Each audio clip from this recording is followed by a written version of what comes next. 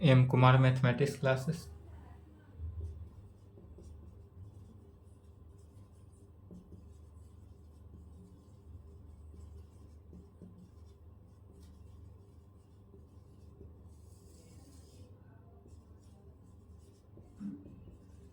बीस सितंबर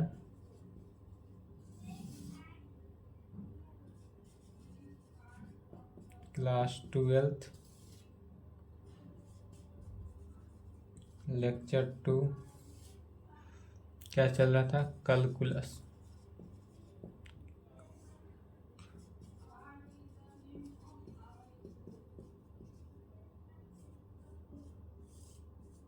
कैलकुलस के अंदर था चैप्टर 4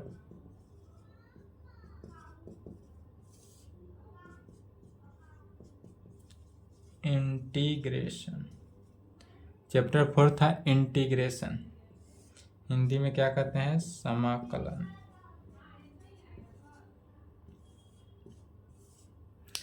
इंटीग्रेशन समाकलन। इसका डिफिनीशन लिख देते हैं कि इंटीग्रेशन किसे कहते हैं। इंटीग्रेशन किसे कहते हैं? डिफिनीशन था integration is the inverse process of differentiation.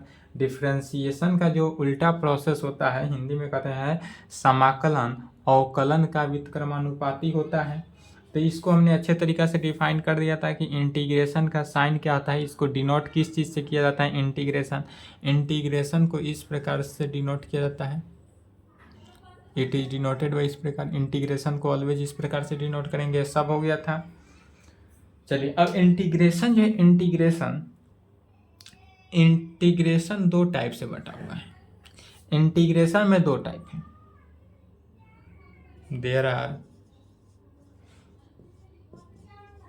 To type of integration. There are two type of integration. पहला हो जाता है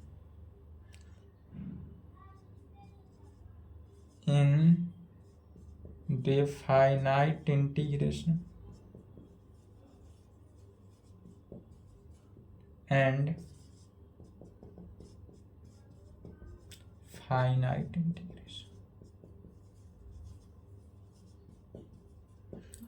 इनडिफाइनाइट इंटीग्रेशन और फाइनाइट इंटीग्रेशन। इंटीग्रेशन कितने भागों में बटा हुआ है? दो भागों में बटा हुआ है। इनडिफाइनाइट इंटीग्रेशन किसे कहेंगे और फाइनाइट इंटीग्रेशन किसे कहेंगे? तो इनफाइनाइट इंटीग्रेशन आज ही समझ ले बाबू। इनफाइनाइट इंटीग्रेशन कहने का ही मन, इनडिफाइन इंटीग्रेशन या इनफाइनाइट इंटीग्रेशन भी इसको बोलते हैं, या इसको इनफाइनाइट इंटीग्रेशन भी बोलते हैं। तो इनफाइनाइट इंटीग्रेशन का मीनिंग हुआ कि इसका इनफाइनाइट आंसर आएगा। जब क्वेश्चन बनाएंगे तो आपको मिल जाएगा इनफाइनाइट इंटीग्रेशन का इनफाइनाइट आंसर आएगा। हम जो बताएंगे आप बनाइएगा।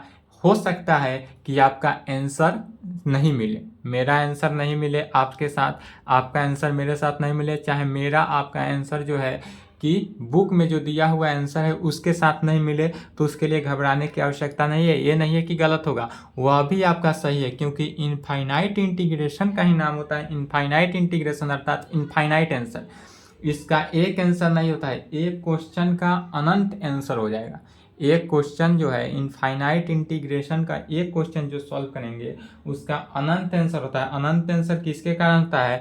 तो arbitrary chooses point constant C के साथ, सी के कारण होता है। अभी बताएंगे, जब इनफाइनाइट इंटीग्रेशन पढ़ाएंगे तो उसमें बताएंगे कि यह जो है कांस्टेंट सी है, इसी के कारण हमारा क्या होता है? अनंत आंसर होता है, इनफाइनाइट आंसर होता है। इसका अगर आप कहिएगा कि sir line by line book से मिला दीजिए, तो ये संभव नहीं है। बुक से मिलेगा भी किसी किसी प्रॉब्लम में, किसी किसी में नहीं भी मिलेगा, तो उसके लिए चिंता ना करें।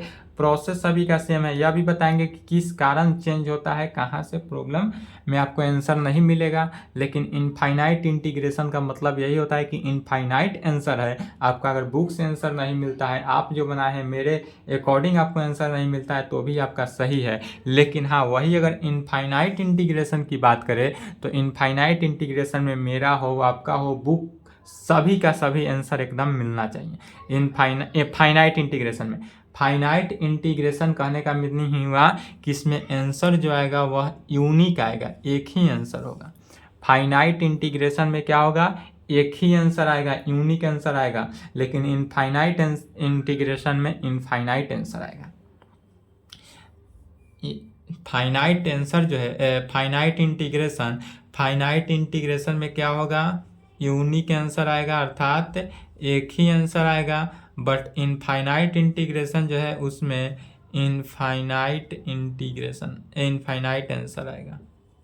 इनफाइनाइट इंटीग्रेशन में इनफाइनाइट आंसर आएगा। आज ही बोल दे रहे हैं कि ये ना कहेंगे बोलकर कमेंट करेंगे कि हाँ सर इनफाइनाइट आंसर क्यों हमारे बुक से क्यों नहीं मैच कर रहा है, तो क्यों नहीं मैच कर रहा है वो बताते हैं। तो चलिए पहले there are 2 types of integration, या लिख लें, और पहला टॉपिक डालेंगे इनडिफाइनाइट इंटीग्रेशन।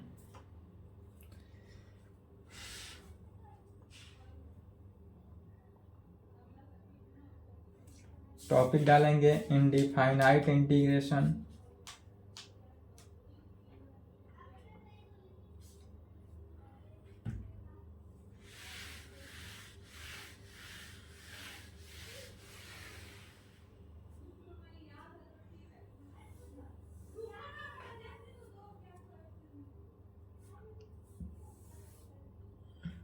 दो नंबर तक कल चला था, तीसरा नंबर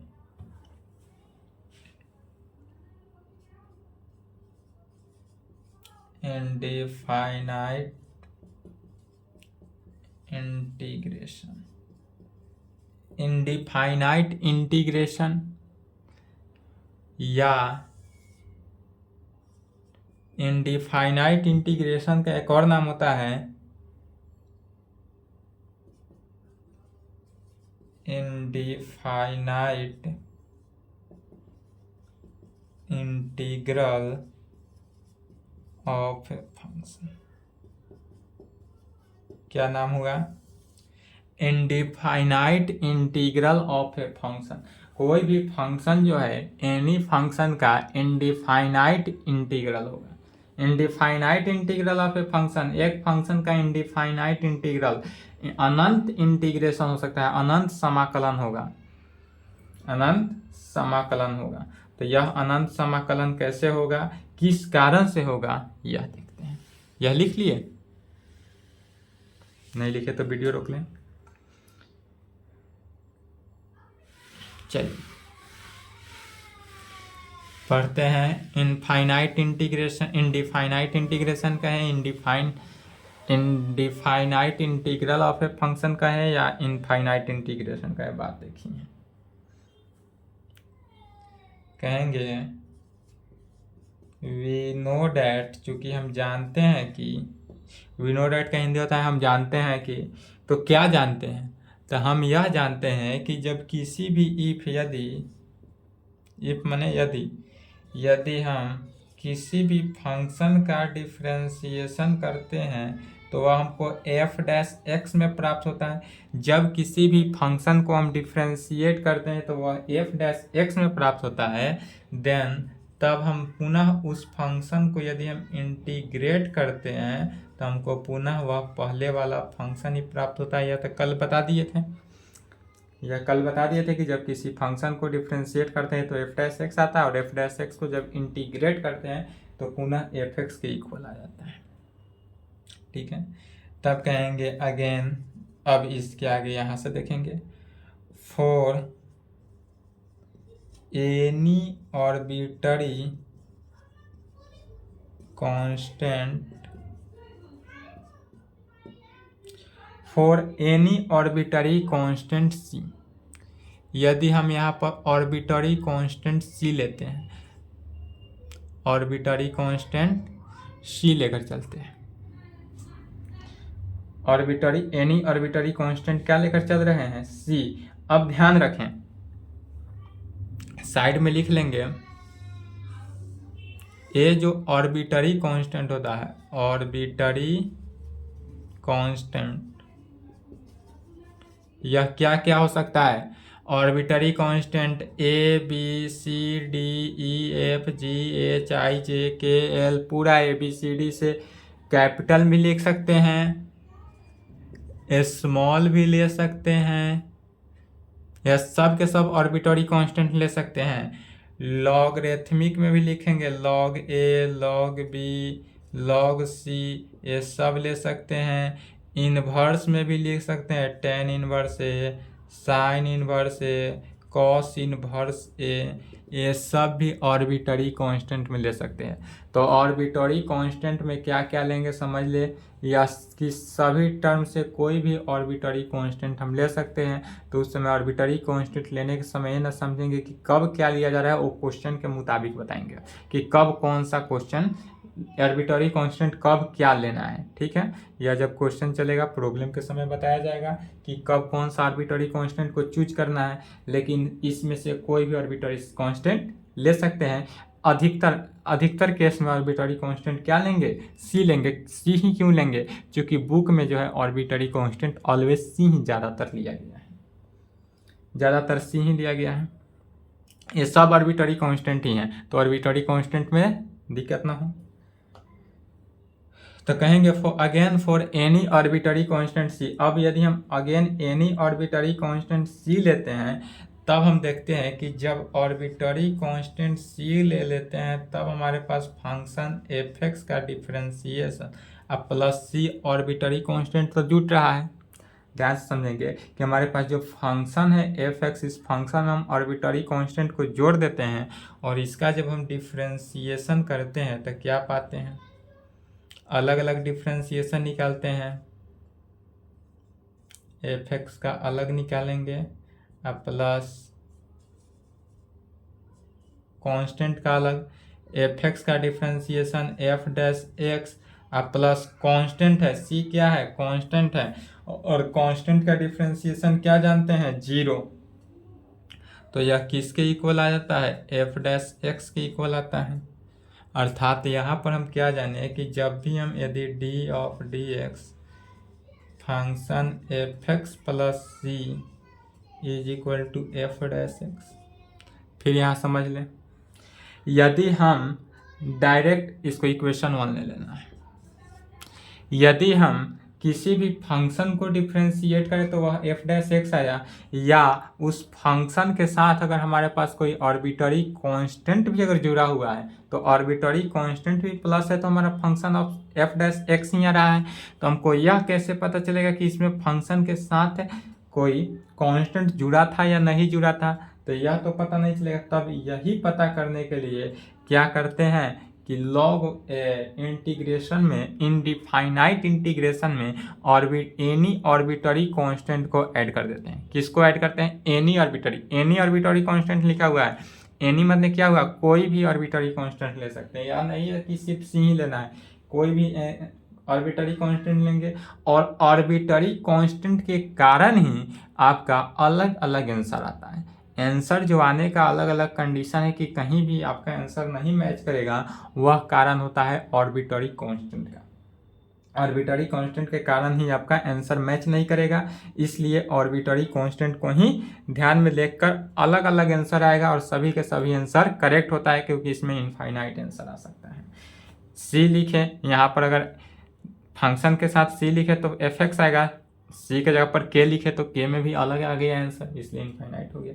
अब कहेंगे इसलिए by definition of log integration. अब इसको हम इंटीग्रेशन के डिफिनीशन से देखते हैं। इसलिए बाय डिफिनीशन ऑफ इंटीग्रेशन, यहाँ पर अगर हम इंटीग्रेशन का डिफिनीशन देखते हैं तो इंटीग्रेशन का डिफिनीशन से क्या हो गया कि जब किसी भी फंक्शन एफ डैश एक्स आया, अब यह जो एफ डैश एक्स का इंटीग्रेशन होगा, एफ डैश एक्स का इंटीग्रेशन वह क्या हो गया, function of f x plus C, इसको इक्वेशन 2। तो यहाँ पर जो हम माने थे, यहाँ पर क्या लेकर चले थे, पहला में देखेंगे कि फंक्शन का डिफरेंशिएशन एफ डैश एक्स था तो एफ डैश एक्स का इंटीग्रेशन एफ एक्स आया था। सेम उसी प्रकार अगर फंक्शन के साथ कोई आर्बिट्ररी कांस्टेंट जुड़ जाए, फंक्शन के साथ कोई आर्बिट्ररी कांस्टेंट जुड़ जाए तो वह एफ डैश एक्स के बराबर होगा। तो इसीलिए कहा गया है कि फंक्शन के साथ अगर कोई भी फंक्शन का इंटीग्रेशन करेंगे तो यहाँ आर्बिट्ररी कांस्टेंट को भी जोड़ दिया जाता है। यह आर्बिट्ररी कांस्टेंट जो है हो भी सकता है, नहीं भी हो सकता है। अगर कांस्टेंट है तो भी रिजल्ट वही आया डिफरेंशिएशन का, और नहीं है तो भी रिजल्ट वही आया। लेकिन अगर नहीं रहे लेकिन इसलिए कांस्टेंट को जोड़ा जाता है इनडिफाइनाइट इंटीग्रेशन में, कि यहाँ पर कांस्टेंट हमको तो पता नहीं है एग्जैक्ट, इसलिए क्या करते हैं, सी को ऐड कर देते हैं। सी या आर्बिटरी कांस्टेंट में इनमें से कोई भी हो सकता है। इन्वर्स में, लॉगरिथमिक में, ए बी सी में कोई भी फंक्शन को ले सकते हैं। चलिए, तो यहाँ तक लिखे तो फास्ट।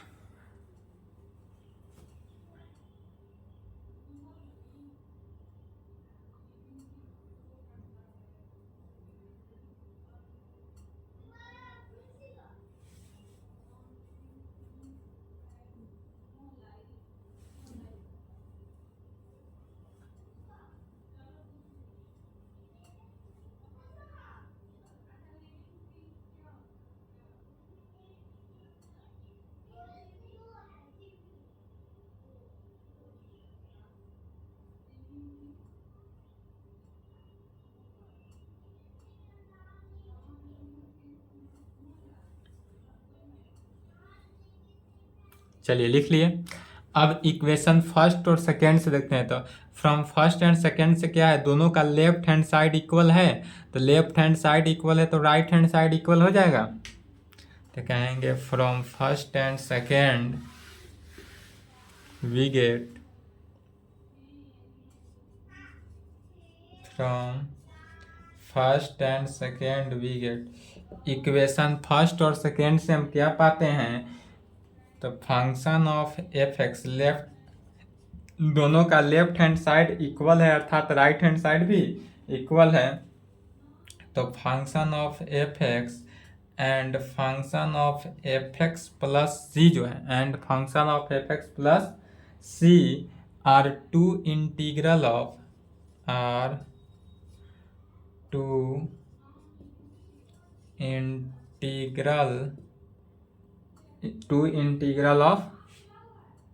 the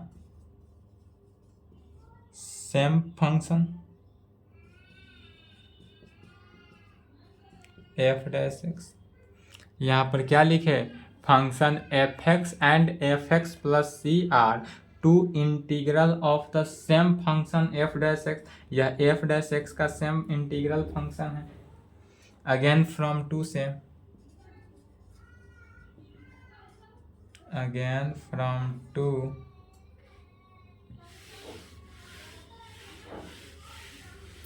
इक्वेशन 2 से क्या कह सकते हैं कि for different values of C, यह सी के डिफरेंट वैल्यूज पर डिपेंड कर रहा है। इसमें क्या है, सी आर्बिट्ररी कांस्टेंट है। तो कहेंगे again from two for different values, for different values, for different values of किसका, सी का, we get different integral of same function.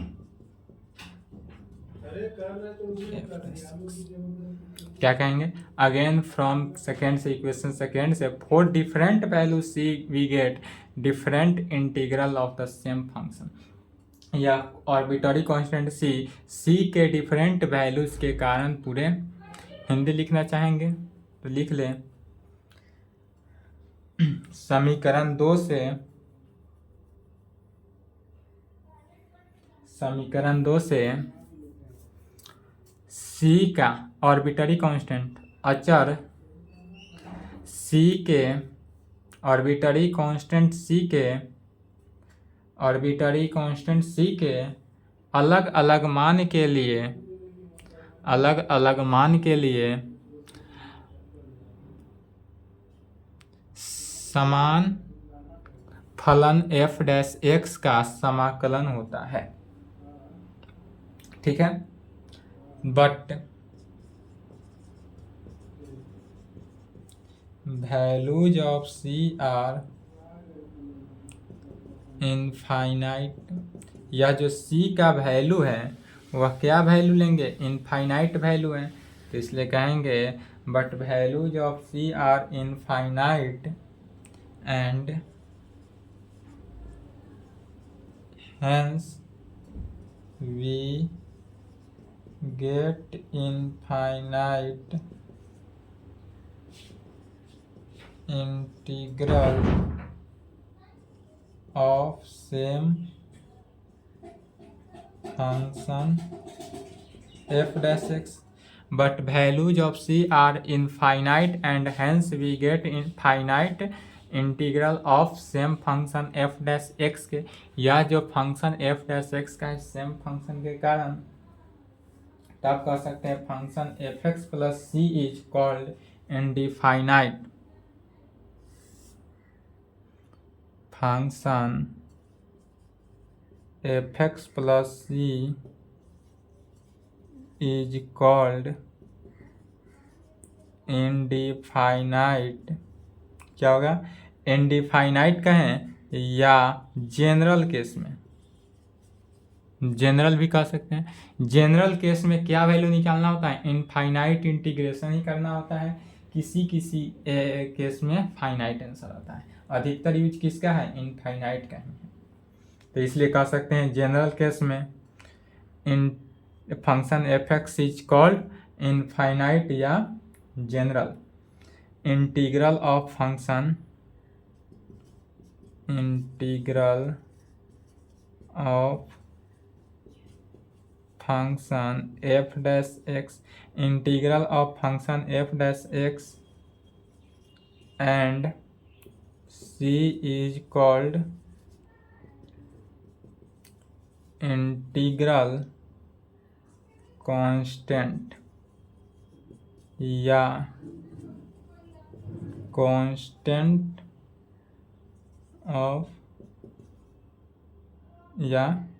Constant of integration, constant of integration. क्या कह सकते हैं कि function F x plus C is called indefinite या general integral of function F dash x and C is called integral constant या constant of integration.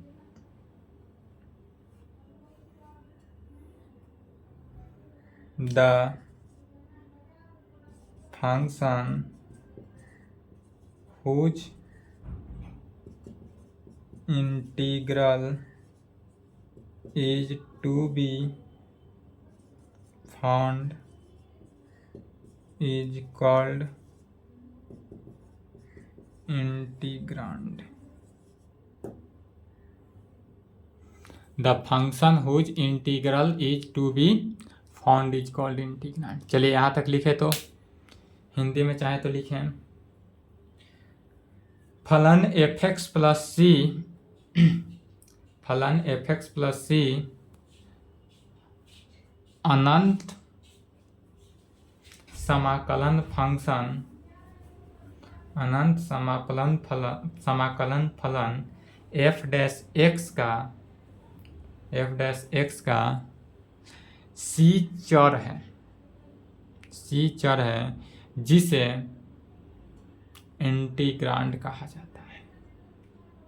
ठीक है, चलिए यहाँ तक फास्ट लिखेंगे।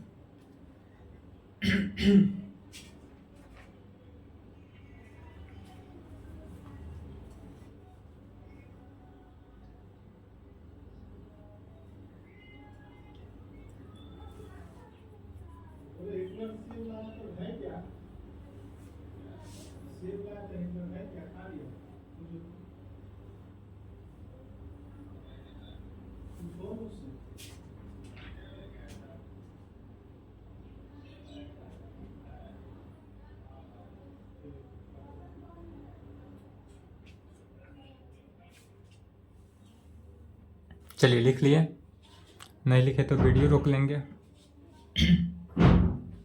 वीडियो रोक लें।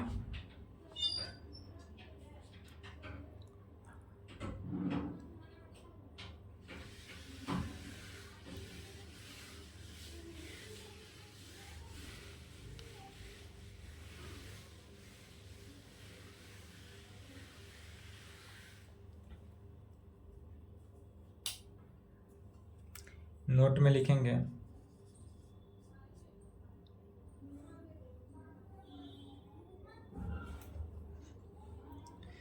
इफ यदि हमारे पास क्या रहे, मान लेते हैं कि फाइव वन एक्स, ठीक है, end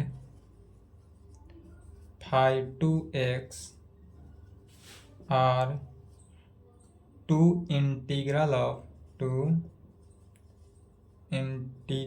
of same function F x. क्या मानते हैं, नोट में लिखेंगे क्लियर, इफ यदि हमारे phi one x and phi two x are two integral of same function F x है। यह जो है दो फंक्शन है एफ एक्स जो क्या है, सेम फंक्शन है। फंक्शन क्या है, सेम फंक्शन का एफ एक्स फंक्शन जो है, एफ एक्स फंक्शन का सेम इंटीग्रेशन है। डेट इज, कहने का मीनिंग हुआ कि एफ एक्स फंक्शन का इंटीग्रेशन पहला में आता है फाइव वन एक्स एंड दूसरा में फिर पुनः एफ एक्स जो फलन है इसी का इंटीग्रेशन आया फाइव टू एक्स। इसी को लिखा गया है कि यदि phi one x and phi two x are two integral of same function F x function का सेम इंटीग्रल है या, तब जब सेम इंटीग्रल हो देन तब क्या कह सकते हैं, phi one x not equal to phi two x. यहाँ पर फाइव वन एक्स जो है फाइव टू एक्स के तो इक्वल नहीं है, लेकिन फंक्शन लेफ्ट हैंड साइड दोनों का इक्वल है, राइट हैंड साइड तो इक्वल नहीं होगा कांस्टेंट के कारण। यह किसके कारण हुआ, आर्बिट्ररी कांस्टेंट के कारण हुआ। इसी के कारण की वजह से हमारा आंसर सेम वैल्यू नहीं आता है। बट देयर डिफरेंस इज किसके कारण, कांस्टेंट के कारण। यह जो हमारा डिफरेंस हुआ वह डिफरेंस किसके कारण हुआ, तो कांस्टेंट के कारण हुआ। इसी कारण से हमारा अलग अलग वैल्यू का आंसर अलग अलग आता है। डेट इज मीन्स अर्थात कि phi one x minus phi two x जो है वह क्या है, कांस्टेंट। फाइव वन एक्स या इज इक्वल टू भी कह सकते हैं, phi one x phi two x constant. यह कॉन्स्टेंट के कारण क्या होता है, अलग अलग वैल्यू आता है, सेम वैल्यनहीं आता। माइनस भी कह सकते हैं, इक्वल भी कह सकते हैं। जैसे कि एग्जाम्पल में देखते हैं, जैसे चूंकि यदि हम देखते हैं कि साइन इनवर्स एक्स का डिफ्रेंसिएशन, फिर पुनः डिफ्रेंसिएशन का यूज है बाबू। साइन इनवर्स एक्स का डिफ्रेंसिएशन क्या होता है, 1 divided by root under 1 minus x square. इसलिए integration of 1 divided by root under 1 minus x square का इंटीग्रेशन क्या हो जाएगा, साइन इनवर्स एक्स तो होगा, बट साइन इनवर्स यह जो है क्या हुआ, साइन इनवर्स एक्स हुआ। यह जो वैल्यू हुआ क्या वैल्यू हुआ, साइन इनवर्स एक्स में आया। और इसी साइन इनवर्स एक्स को हम मान लेते हैं यदि फाइव वन एक्स, यह क्या किए, फाइव वन एक्स से मान लेते हैं। इसको इक्वेशन कहाँ तक था, 2 तक था, 3 मान लेते हैं। क्या कहें, चूंकि साइन इनवर्स एक्स का differentiation 1 by root under 1 minus x square, इसलिए root under integration of 1 divided by root under 1 minus x square का इंटीग्रेशन जो है साइन इनवर्स एक्स हुआ। और इसी साइन इनवर्स एक्स को हम मान लिए क्या, फाइव वन एक्स से मैंने क्या होता है, माना। अगेन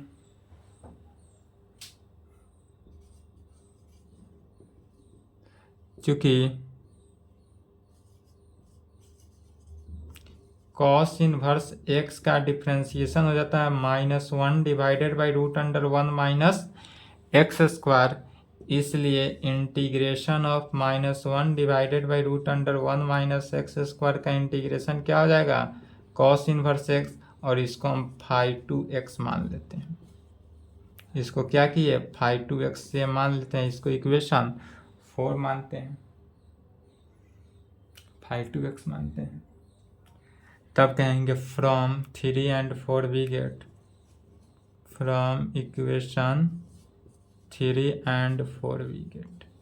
इक्वेशन यदि हम 3 और 4 से देखते हैं तो क्या पाते हैं कि phi1 x जो है not equal to phi2 x है। यहाँ पर phi1 x जो है phi2 x के इक्वल तो नहीं है, एज चूँकि साइन इनवर्स x जो है नॉट इक्वल टू होता है कॉस इनवर्स x के। phi1 x not equal to phi2 x है, किस कारण? चूँकि phi1 x जो है साइन इनवर्स x है और phi2 x जो है क्या है, कॉस इनवर्स x है। बट देयर डिफरेंस अगर देखते हैं, बट देयर डिफरेंस, यह डिफरेंस यदि देखते हैं तो यहाँ डिफरेंस क्या था, तो यहाँ पर वैल्यू हमको डिफरेंस निकाले थे, हाँ, but there difference is constant. Constant का ही डिफरेंस देखना है, तो इसका डिफरेंस कैसे निकालते हैं, phi1 minus phi2 is equal to constant, तो constant is equal to phi1 minus phi2, phi1 x minus phi2 x। phi1 x का value sine inverse x minus cos inverse,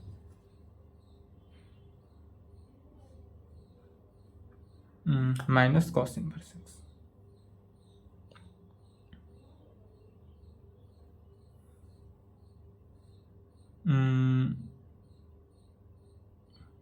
sorry, यहाँ पर मिस्टेक हो गया, देखेंगे कॉस इनवर्स x का तो minus होता है, इसलिए माइनस हम पहले लगा देंगे, ठीक है, माइनस कॉस इनवर्स x, क्योंकि राइट हैंड साइड इक्वल होना चाहिए। दोनों का एग्जाम्पल सेम न ले रहे हैं, तो सेम के लिए क्या करेंगे, सेम रखेंगे, तो इधर राइट में माइनस हो जाएगा, तो यहाँ पर माइनस हो जाएगा।